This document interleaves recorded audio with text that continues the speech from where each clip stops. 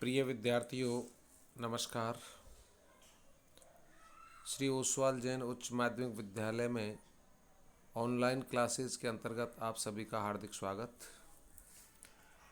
आज हम कक्षा 11 हिंदी साहित्य में संकलित पाठ कबीर को पढ़ने जा रहे हैं। सर्वप्रथम मैं आपको बता दूं कि कबीर का जन्म सन 1398 और मृत्यु सन 1518 बताई गई है। कबीर का जन्म के बारे में हम देखें तो कबीर का जन्म काशी में हुआ था। कहा जाता है कि वे स्वामी रामानंद के शिष्य थे। कबीर ने अपनी रचनाओं में स्वयं को जुल्हा और काशी का निवासी कहा है। जीवन के अंतिम समय में वे मगहर चले गए और वहीं अपना शरीर त्यागा। इनके जीवन के बारे में ऐसा माना गया है। कबीर ने विधिवत शिक्षा नहीं पाई थी। उन्होंने कहा भी है कि मसी कागज छूयो नहीं, कलम गही नहीं हाथ। किंतु वे प्रारंभ से ही संतों और फकीरों की संगति में रहे थे, अतः उनके पास उच्च कोटि के ज्ञान के साथ साथ मौलिक चिंतन की विलक्षण प्रतिभा भी थी। यानी हम कह सकते हैं कि कबीर ने कोई कागज हाथ में लिया नहीं, कोई कलम दवात अपने हाथ में ले नहीं, केवल और केवल संत फकीरों की सत्संगति में आकर के ही उन्होंने अपनी शिक्षा को, अपने ज्ञान को बढ़ाया। निर्गुण भक्त कवियों की ज्ञान मार्गी शाखा में कबीर का सर्वोच्च स्थान है। जैसा कि आप जान सकते हैं कि कबीर भक्ति काल के निर्गुण भक्ति धारा में ज्ञान मार्गी शाखा के प्रमुख कवि माने गए हैं। उनके काव्य में धर्म के बाह्य आडंबरों का विरोध है और राम रहीम की एकता की स्थापना का प्रयत्न भी। उन्होंने जातिगत और धार्मिक पक्षपात का बार बार खंडन किया है। वे हर प्रकार के भेदभाव से मुक्त मनुष्य की मनुष्यता को जगाने का प्रयत्न करते हैं। यानी हम कह सकते हैं कबीर ने धार्मिक पाखंड, ढोंग, आडंबर करने वाले लोगों का पुरजोर विरोध किया है। हिंदू और मुसलमान दोनों के लिए जो पाखंड या आडंबर करते हैं, उनका विरोध अपनी रचनाओं में इन्होंने किया है। जैसा कि कबीर के बारे में हिंदुओं के संदर्भ में कहा है कबीर ने कि पाहन पूजे हरि मिले तो मैं पूज उपहार, ताते तो चाखी भली पीस खाए संसार। यानी मूर्ति पूजा का इन्होंने विरोध किया है। मुसलमानों के लिए भी उन्होंने संकेत दिया है कि कांकर पाथर जोड़ के मस्जिद दई बनाए, तामे मुल्ला बांग दे क्या बहरा हुआ खुदाए। तो मुसलमानों को पर भी इन्होंने जो पाखंड या ढोंग करते हैं, सुबह अल्लाह अकबर के लिए टेर लगाते हैं, उन सब का विरोध किया है और ये कहते हैं कि ये सब कुछ हमारे पाखंड है। ईश्वर अल्लाह सब एक है, उनमें कोई अंतर नहीं है और वो कण कण में मौजूद है, ऐसा कबीर का मानना है। कबीर के काव्य में गुरु भक्ति, ईश्वर प्रेम, ज्ञान तथा वैराग्य, सत्संग और साधु महिमा, आत्मबोध और जगत बोध की अभिव्यक्ति है।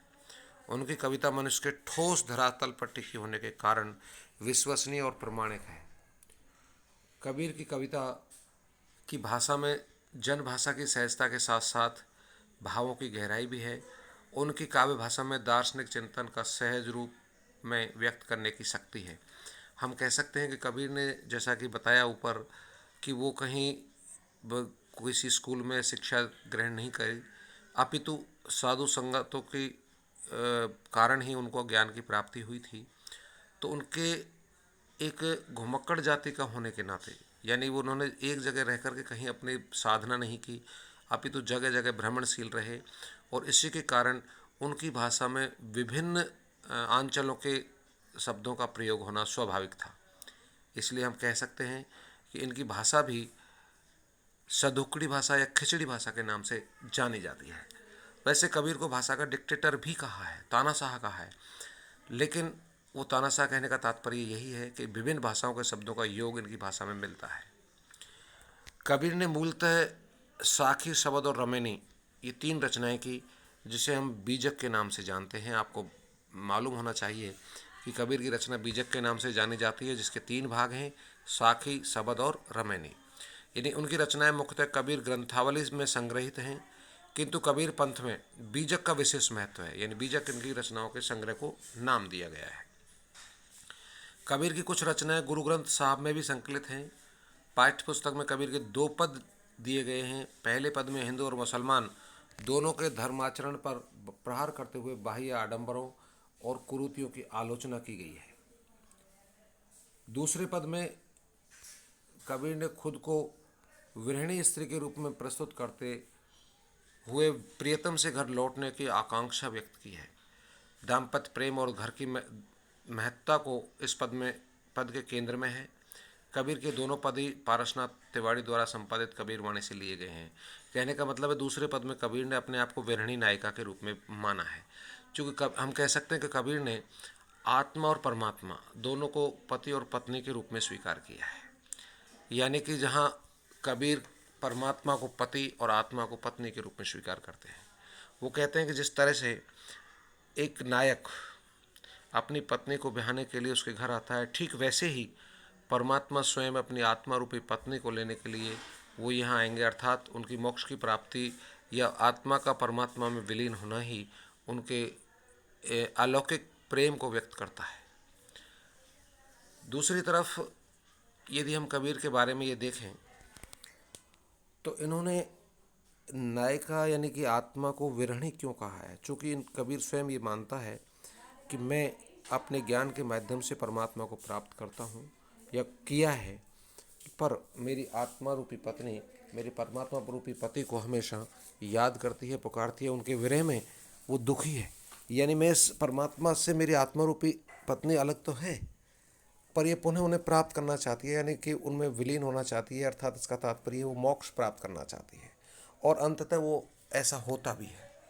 कबीर अपने पदों में लास्ट में कहता है कि मुझे मेरे जीवन का जो उद्देश्य यानी कि धर्म, अर्थ, काम और मोक्ष जो 4 फल बताए गए हैं, चतुष्फल, उनमें से लास्ट जो मोक्ष है वो मैं प्राप्त करूँगा या कर लिया है। अंत में ये स्वीकार किया गया है।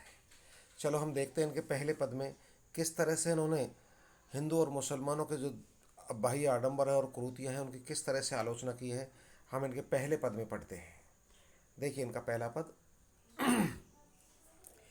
कि अरे इन दोहुन राहन पाई, हिंदू अपनी करे बढ़ाही, गागर छुअन देही, वैश्या के पायन तर सोवे यह देखो हिंदुआई, मुसलमान के पीर ओलिया मुर्गा मुर्गी खाई, खाला केरी बेटी ब्यावे घरे में करे सगाई, बाहर से एक मुर्दा लाए धोए धोए चढ़वाई, सब सखियाँ मिल जीवन बैठी घर भर करे बढ़ाई, हिंदुअन की हिंदुआई देखी तुर्कन की तुर्काई, और करे कबीर सुनो भाई साधो कौन राय हुए जाई। यानी कि कहने का तात्पर्य कबीर अपने इस पहले पद में ये स्पष्ट करते हैं कि हिंदू और मुसलमान के दोनों के जो बाह्य आडंबर हैं, उनके जो ढोंग और पाखंड या आडंबर हैं, वो सब निरर्थक हैं। कैसे कहा है उन्होंने? देखिए कि अरे इन दोहन राहन पाई, अरे इन इन इन सब दोहन के लिए किसके लिए प्रयुक्त हुआ है? हिंदू और मुसलमान। इन दोनों की राह न पाई, यानी इनके बारे में हम भेद नहीं प्राप्त कर सकते, यानी इनके बारे में हम जान नहीं सकते कि ये दोनों क्या है। हिंदू क्या कहते हैं, मुसलमान क्या कहते हैं, इनके बारे में हम कहाँ तक गहराई तक जाएं? इनके बारे में हम कुछ नहीं जान सकते। क्यों? कि हिंदू अपनी करे बढ़ाई गागर छुअ न देही। हिंदू को देखिए, वो अपनी प्रशंसा करते कि हम कितने साफ़ सफाई से रहते हैं, अपनी मटकी के दूसरे को हाथ नहीं लगाने देंगे, ग्लास में पानी भर के देंगे, उसको फिर झूठा समझ के फिर उसको धोएंगे, यानी साफ़ सफाई के साथ अपने आप को प्रदर्शित करते हैं। एक तरफ से इतना ढोंग, और दूसरी तरफ कि हिंदू अपनी करे बढ़ाई गागर छुअ न देही, और वैश्या के पावन तरसोए ये देखो हिंदुआई, और इधर दूसरी तरफ वो वैश्यागमन करते हैं, यानी कि अपने आप को घृणित कार्यों में लिप्त रखते हैं। तो ऐसे में उनकी हिंदुआई को हम क्या देखें? यानी हिंदुओं का जो व्यवहार है वो कहाँ तक उचित है? तो कभी ने इस बात को नकारा है कि एक तरफ तो अपनी मटके के या कलसे के हाथ भी नहीं लगाने देते, और दूसरी तरफ वैश्यागमन करते हैं, घृणित कार्यों में लिप्त रहते हैं। तो ये सब क्या है? ये ढोंग और पाखंडी नहीं है तो और क्या है? ऐसा कबीर कहते हैं। इसी तरह मुसलमानों के बारे में भी कहा है उन्होंने अगली पंक्ति में कि मुसलमान के पीर ओले मुर्गी मुर्गा खाई, और खाला केरी बेटी ब्यावे करे घर में ही करे सगाई। कि मुसलमानों को देखिए, इनके पीर, इनके औलिया, इनके जो मस्जिदों में जो इनके हमारे हिंदुओं के जैसे पुजारी होते हैं, ऐसी मस्जिदों में इनके जो पीर और औलिया जो होते हैं, जो कि अपने धर्म का प्रचार प्रसार करते हैं, वो मुर्गा और मुर्गी खाते हैं, यानी जीव हत्या करते हैं। और दूसरी तरफ खाला केरी बेटी भाई, यानी अपनी मौसी की लड़की के साथ ही ये घर में ही अपना रिश्ता या सगाई या ब्याह कर लेते हैं, यानी केवल अपने ही रक्त को ये बचाते हैं। बाकी मौसी की लड़की के साथ, यानी कि वैसे हम देखें तो वो हमारी बहन हुई, लेकिन उसी के साथ ही अपना संबंध स्थापित करते हैं, यानी कि शादी कर लेते हैं। तो इनका भी ये ढोंग और पाखंडित है और क्या है। बाहर से एक मुर्दा लाए, धोए धोए चटवाई। मुसलमानों के लिए संदर्भ में कहा है कि जो भी कोई डेड बॉडी यानी कोई ख़त्म होता है उस समय देखिए इनके पाखंड क्या होते हैं, कि इनके द्वारा उस समय मुर्दा को स्नान करवाया जाता है और फिर बड़े उत्सव के रूप में स्वीकार करते हैं, क्योंकि इनका मानना है कि आज इनको मोक्ष या मुक्ति प्राप्त हुई है, यानी ये परमात्मा में अल्लाह में विलीन हुए हैं, ऐसा मानते हुए उसको उत्सव के रूप में स्वीकार करते हैं। कि बाहर से एक मुर्दा लाए, धोए धोए चढ़वाई, और सब सखियां मिल जेमन बैठी घर पर करे बढ़ाई। कि सारी सखी एक साथ पहले उसका दाह संस्कार करने के मिट्टी देने से पहले ही वो लोग सब खाना खाने के लिए बैठते हैं। मुर्दा पड़ा हुआ है और हम सब लोग खाने के लिए बैठे हैं, ऐसा कबीर ने कहा है। तो ये सब क्या है, ये भी तो एक अनुचित सोच विचारधारा है इन लोगों की। तो ये ढोंग नहीं और पाखंड नहीं तो और क्या है।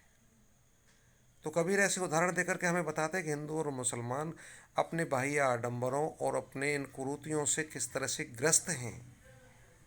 हिंदुओं की हिंदुआई देखी, तुर्कन की तुर्काई। अंत में कबीर कहते हैं कि हिंदुओं की हमने हिंदुआई देख ली कि वो किस तरह से अपने आप को अच्छा या सुशोभित करते हैं, साफ बतलाते हैं, लेकिन उन्हें क्या कर्म करते हैं।